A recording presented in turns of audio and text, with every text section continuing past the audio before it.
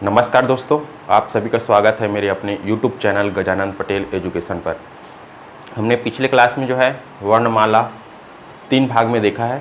आप पिछले वीडियो नहीं देखे हो तो वर्णमाला हिंदी भाषा प्लेलिस्ट बना है, उसमें जाइए, वर्णमाला का तीनों जो है क्लास देखिए, उसके बाद ये आगे समझ आएगा। आज हम लोग देखेंगे स्वर वर्ण। तो याद रखिएगा, मैंने जितना भी परिभाषा लिखा है वो पूरा एक एक लाइन क्या है, क्वेश्चन है। इसको व्यापम पूछता है। आप लोग प्रीवियस ईयर का जितना भी क्वेश्चन पेपर है उसको देख सकते हो। तो चलिए देखते हैं हम लोग परिभाषा की बात। तो परिभाषा याद रखना है ना, सीधा सीधा क्वेश्चन पूछता है, ठीक।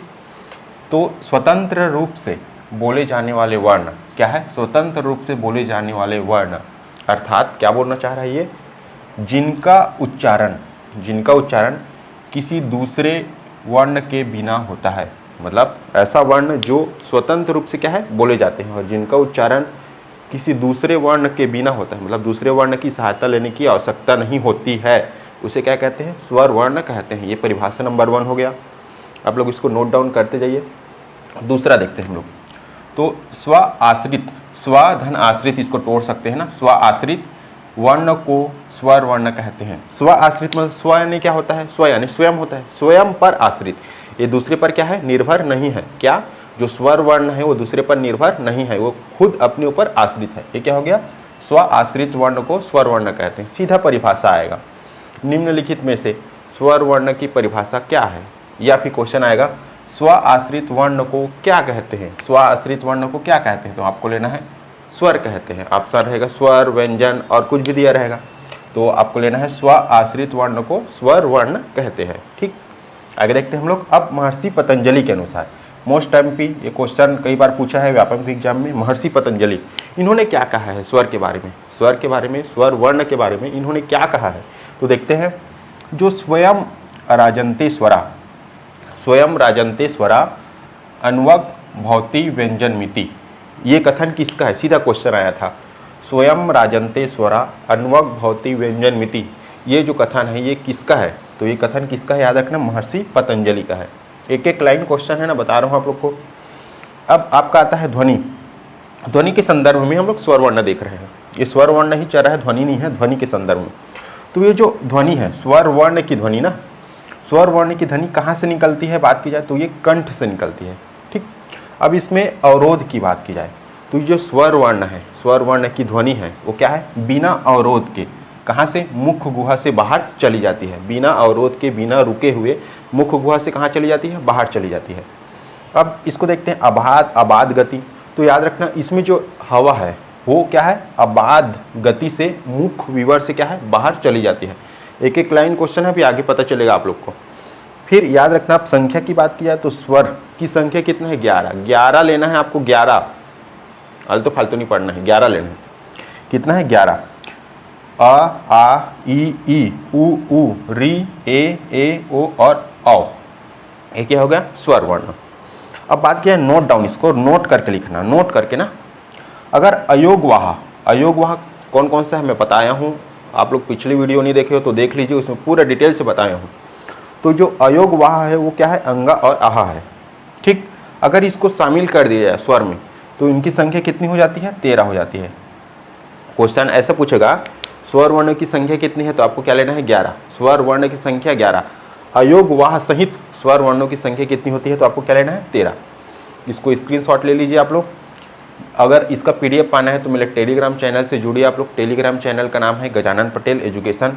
आगे हम लोग देखते हैं। इसके बाद एक एक चीज़ क्वेश्चन है, आप लोग अच्छे से पढ़ते जाइए, और इसको एक बार समझ नहीं आ रहा है तो बार बार देखिए वीडियो को।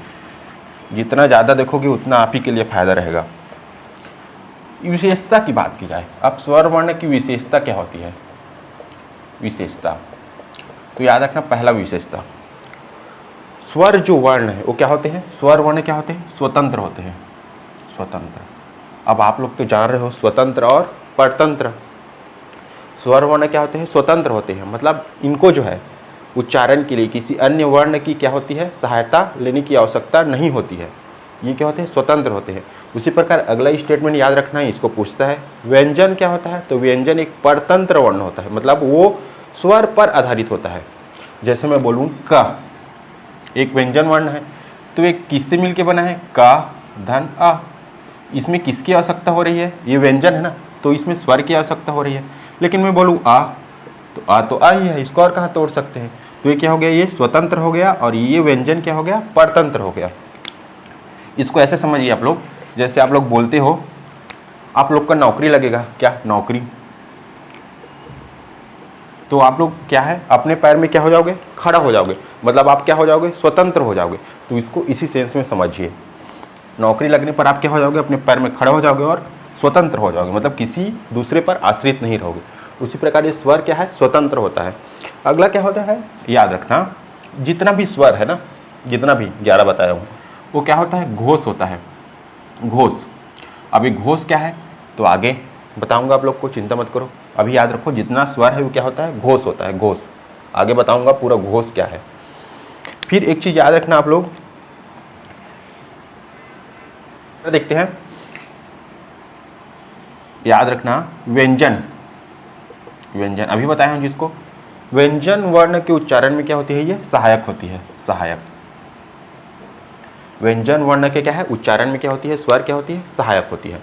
तो हमने देखा स्वर क्या होता है, स्वतंत्र होता है, स्वर घोष है, और क्या है व्यंजन वर्ण के उच्चारण में क्या है, ये सहायक है। मैं बता चुका हूं अभी आपको।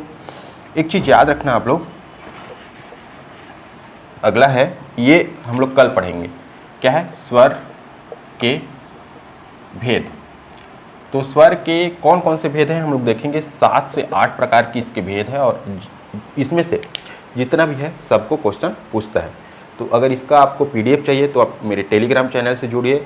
इसमें जो है जो पढ़ा रहा हूँ उसके अलावा और भी बहुत सारी जानकारी जो आपके लिए उपयोगी है, वो सब उसमें क्या कर रहा हूँ, मैं टेलीग्राम चैनल में अपडेट कर रहा हूँ। तो आप टेलीग्राम चैनल से जुड़िए एक बार, आपको बहुत ज़्यादा फायदा होगा। ठीक है दोस्तों, थैंक यू आप सभी का।